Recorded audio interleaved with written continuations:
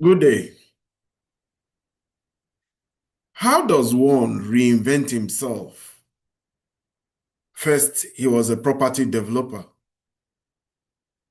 He was not the most successful property developer, but he was a very known property developer because he created a brand. And if you go to New York and you go to some of the most notable cities in the world, you will know his brand. Then he transformed himself into an entertainer. He kept a show going for quite a long time. The show's name was The Apprentice, and it was quite a popular show by no many means. It was high up there in the ratings. He appeared in so many movies, in cameos, and he was an entertainer because he appears in cameos, even in WWE and even in the UFC. He takes part in all these things. So he was maybe not so successful an entertainer, but he was an entertainer. Then he transforms himself into a politician. He did not go to be a senator. He did not go to be a member of Congress. He went straight for the big prize, the presidency of the United States of America. He won it. Later on, he got to see that politics is not as easy as it was because he got to understand politics in Washington. It's very sordid. And to a large extent, full of all those nice words we hear about politics: betrayal, loyalty, treachery, all those names and all those adjectives that are associated with that particular line of trade. He lost his re-election bid, but somehow, against the odds, he finally came back again in a second term. And this time around, he has reinvented himself again. He's now wearing the garbs of a peacemaker. President and peacemaker. That is what he wants to be known as. And if you look at the facts on the ground now, the facts, you may joke about it, but he claims he has 8 wars he has stopped. But one that we know is consequential is the peace that has come to the Middle East. It's held for a few weeks. President Trump has gone for the real big one, the very big one. He claimed he could do it. He claimed that he could do it on the very first day of his presidency.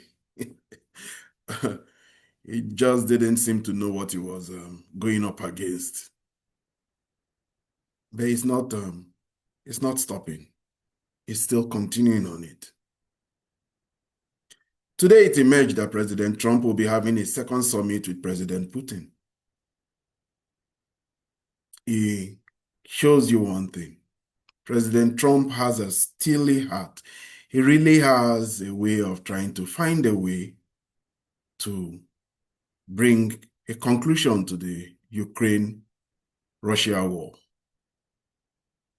That is how he wants it to be seen. And that is how I would also see it. Because despite the immense hatred on both sides, despite the hands and machinations of the European polity and the whole European elite class on one side, despite the immensity of Russia's ability to do harm to Ukraine, despite all the odds, President Trump is giving it a second go. And we heard today that he will be having another summit with President Putin, this time in Hungary. It's going to be an interesting one, no doubt. So, I want to ask a question again. What are the odds that President Trump will be able to pull this one out? He already has 7 wars he has stopped. But he wants to stop the 8th one and probably the biggest one so that it will be undeniable that he should be deserving of the Nobel Peace Prize. Good day. And welcome to my channel, Ibima Mungo's Perspective on Global Affairs. If you're new to this channel, please subscribe. If you have any views regarding the opinions I express, please put them in the comment section. Do well to like and share. I really need to emphasize this like part of it. Please like so that we can help to bolster the algorithm.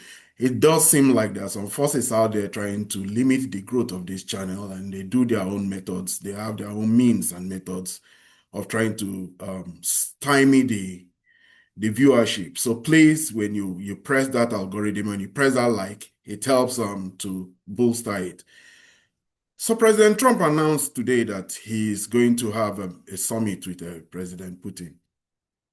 And the big talk there now is about the Tomahawk. The Tomahawk is what the Ukrainians are going to ask for, but it's the very fact and the very spirit of the fact that he's going to have this summit with President Putin that is the big news. That Tomahawk missile is very escalatory, we know. It is a very big demand, and it is the new weapon systems the Ukrainians really want. They want to lay their hands on it. The Ukrainians believe they've been asking for a lot of weapon systems. We know the list of it is very long. And in each case, despite the resistance of the Americans, they seem to have been able to get it. At least that was what they were doing with Biden, but we don't really know if now they come and all they can ask for from President Putin is Tomahawk. And President Trump is the Tomahawk. And this is what President Trump had to say regarding the Tomahawk. About it a little bit, didn't say much, but I do say to you, we need Tomahawks for the United States of America, too. We have a lot of them, but we need them. I mean, we can't deplete for our country. So, they're very vital. They're very powerful. They're very accurate. They're very good, but we need them, too. We talked about it a little bit. Is that a no? Much, but I do say to you, Can we say that is a no to the Ukrainians? Can you say that he's saying that we need these Tomahawks too? He had this call with President Putin, and this is what he said when journalists asked him what the discussion was regarding the Tomahawk. That way, you have to be a little bit lighthearted sometimes, but no, he doesn't want to. Putin tried to dissuade you from selling Tomahawk missiles. Well, of course. What do you think he's going to say? Please sell Tomahawks? No, but is he going to say, please sell those Tomahawks? I really appreciate it. I did actually say, would you mind if I gave a couple of thousand Tomahawks to your opposition? I did say that to him. I said it just that way. He didn't like the idea. He really didn't like the idea. No, I said it that way. You have to be a little bit lighthearted sometimes, but yes, the Russians didn't like the idea of the Tomahawks being sold to the Ukrainians. The Russians have made it very clear that the Tomahawk will be a bridge too far. It will be an escalation that possibly will lead to other things, and that is just the way they say the Tomahawk from this discussion with President Trump obviously means that President Trump is not so keen on giving the Tomahawk to the Ukrainians. Already we know the Ukrainians president is going to come and visit President Trump. And if you ask me, I think this time around, President Trump will want to put pressure on Zelensky to consider peace. We saw how he had to do that with Netanyahu. Netanyahu was very, very go. Netanyahu had problems, and peace was just not one on the horizon. But it's President Trump who told him that there's another pathway. There's a pathway of peace. You can't be fighting with all your neighbors, and have this opprobrium come to Israel over the course of 2 years, demonstrations all over the world, and you've lost the narrative. The Israelis have lost the narrative, and Netanyahu was under pressure. But Netanyahu had to let go of his personal worries, fears, that has to do with the persecution and the cases of corruption that he had.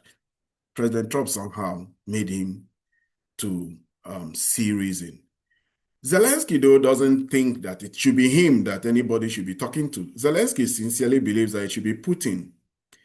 He doesn't believe he has no leverage. After all, the Germans are with him, the British are with him, the French are with him, and the whole of NATO is with him. So If you don't count that as leverage, you're not being fair to him. That's how he sees it. And President Trump has said he has found it very hard between Putin and Zelensky. He had said it repeatedly that it had been Zelensky. The last time that Zelensky had a summit, supposed to have had a summit with President Trump, what did he do? They had to come as a party, a group, a committee to come and meet President Trump. They were very worried that he will steamroll Zelensky and the whole European EU, von der Leyen, um, Starmer, Merz, Stob of Finland, they all came. They all came. All 7 of them, they came and they lined up. They sat in front of President Trump's office like schoolboys, and he talked to them and they tried to dissuade him from taking action against um, Zelensky or being very firm on Zelensky. Now we really don't know what's going to happen. But one thing that we are very sure of is that Zelensky is not going to get from Trump. I have already said that President Trump has become duplicitous. Duplicity, we should know, genius, it's also the face of new beginnings, but it's also the face of two faces, one that you really don't know. Duplicity is part of politics. You can't let your opponents or the people you're engaging with know what you really are up to. And President Trump has become a master of it in this time, because how do you think he will succeed and survive in this political domain, especially as he probably had, and we all know he had no experience in politics, but he has come back. He did for a 4-year term. He lost. He thought, he remunerated. He thought about all that happened to him. And already we are seeing all the people who stymied him and made his first year very difficult. His first term, he's beginning to get back at them. Today, Bolton was indicted. Comey, the former FBI director, has been indicted. He's getting back at them. He's playing the politics now the way some of the best hands play the politics. And probably people like Netanyahu, who have been there for 30 years, people like Putin, who has also been there in politics for 30 years, they know it's a different kind of a game, but they all have their own different characters. But one of the things is that you should not be able to be read. President Trump, though, is very predictable. Nothing he's doing or nothing he's saying now is new. If you really look at him, somehow, to a large extent, it may surprise you to know that President Trump is quite relatively more trustworthy than quite a lot of the people he is co-travelers in the political space. Anyway, Zelensky insists that it should be Putin that should be pressured, and President Putin is ready to do something that is very shocking. He's ready to go on this trip to Hungary. That's where it has been announced that the meeting will be taking place, in Hungary. I would like to put up here now a map of where President Putin will ultimately be going into. The first time he went to Alaska, and in Alaska, it was American territory. President Putin shows no fear. He shows no worry. But this one here now is one that should worry a lot of people, because we all know that all the countries in Europe there, Romania, possibly Serbia, I didn't even look at this. So possibly Serbia, but Bulgaria, all the countries that border the Hungary are in NATO, save for Serbia. So how is President Putin going to get to Hungary? This is the big question. This is a question that will mean that maybe President Trump may have to impress upon some of his NATO members or tell NATO to stand down, because we know that using the instrument of the ICC, President Putin already is wanted by the International Criminal Court for a charge of I think kidnapping children. So this is an interesting map, and it shows us how is President Putin going to make it into Hungary. We await that. We await to see that particular trip carrying on and how he's going to do it. But my guess is that he will have to have the guarantees of the American president to be able to overfly NATO territory, and there will be President Trump is really wielding the might of American power now. He has practically conquered Europe. So all the countries in Europe want something of him. He can summon them. He can tell them to do what he wants them to do. And if he tells them that nothing should happen to President Putin's um, plane, certainly nothing will happen to it. But the Europeans are not giving up. The Europeans are insisting that they should continue their support for Ukraine, and already we know that Ukraine has become very good to the European cause. The war in this war has shown that this is a war, this modern war is about drones and missiles. Regarding missiles, the Europeans were good at it. They thought that they had the magic weapons in their Scalp missiles and their Storm Shadow missiles and their Taurus missiles. But the most damage has been done by drones. And it is for that reason why the Germans have now decided that they're going to spend $10 billion on military drones. They purchase it and all types of drones and attitudes, of altitudes, and will include defense and attack drones. Defense Minister Boris Pistorius had just announced it. He plans for them to have these drones. And these same drones too are discussed extensively during the NATO crisis, the NATO conference in Brussels. They are talking about the drones. We see that the Russians have taken this drone warfare to a new place. Nobody expected that Iranian drones Shahid 363, the Shahid 369, I think, drones will change the war now. They've been transformed into the Geran 2, Geran 3, and and they are doing so much damage. We also know about all the kamikaze drones that the Russians are using, the surveillance drones and all. But this continuous talk of war, Ukraine by the Europeans has become one that has started to irritate some politicians in Europe. Particularly, the most vocal among them has become no other than Robert Fico. The Slovak Prime Minister has just had enough of it. And he continues to say that this is not healthy.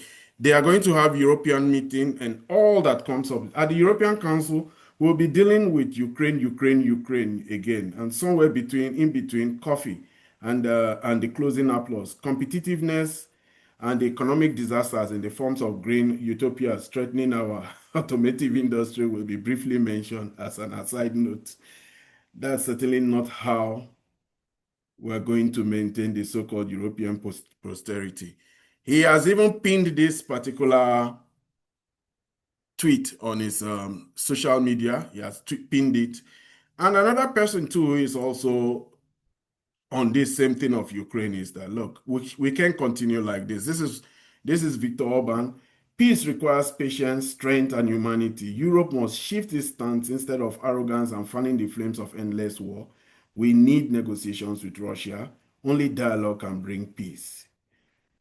He's on his own, because this talk is talking.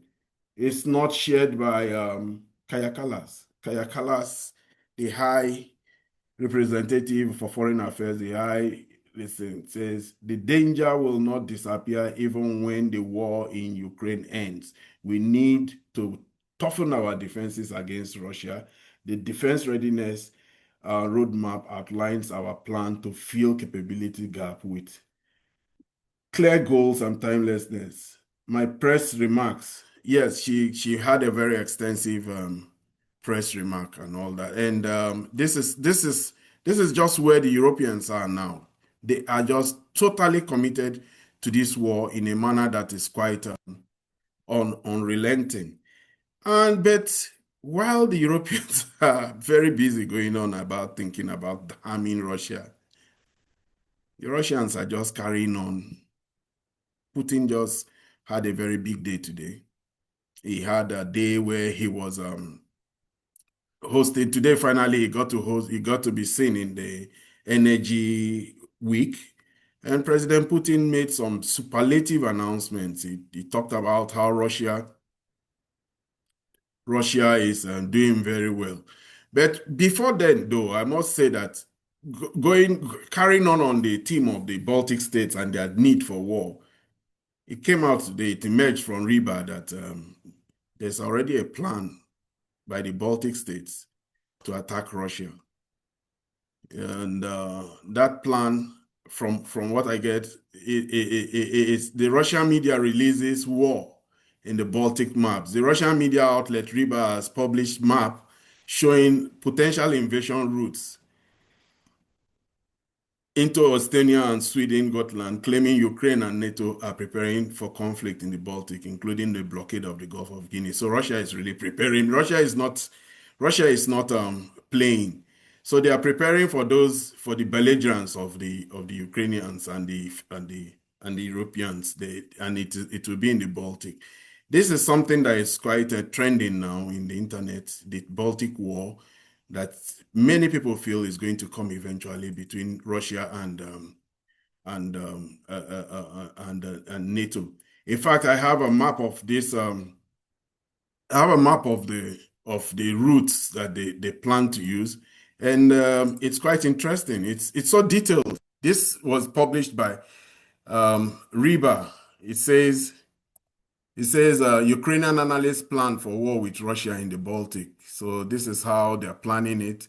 They have it all, and they all have it all lined up. And the funny thing about most of these plans, when they come out like this, sometimes they come out 6 months later, and to a large extent they end up being very, very. They come out the way that some of these analysts have already put them. It's quite amazing how it turns out many times. Yeah. But this is still far off. It shows that everybody is preparing for the war whenever it finally comes. But despite all of that, the Russians are carrying on as if nothing is happening at this moment in time. This is what President Putin was saying regarding the output of Russia. Sustainable water usage. Impressive experience has been accumulated by another high-tech leader, that is Rosatom. It owns about 90% of the global NPP market. About 90%. Yeah, what Putin was talking about here now is that 90% of all the production of nuclear power plants all over the world now is being done by the Russians. They're building up, and that's the company that's doing that is Rosatom. He also announced that almost the total production of oil in Russia is just 1% short of what it was last year, and that had a lot to do with the fact that they were carrying on with OPEC requirements that they reduced a little bit. So he said he said so much about how their energy, despite all that we have been hearing about destruction of their refineries and all, he said there's nothing has really happened. And that Russia still retains the position of one of the leading oil producers despite the bad faith competition mechanism used against us by US. All the sanctions, all the attempts to stop countries from buying their oil, they still produce a lot of oil and sell a lot of oil. Oil is not a product it's a product that anytime you talk to the market, the market always wants, and the Russians have a lot of it, so they always discount it. And Russia is involved in 400 electricity generation projects across 55 countries in the world. This is one part of their GDP nobody captures.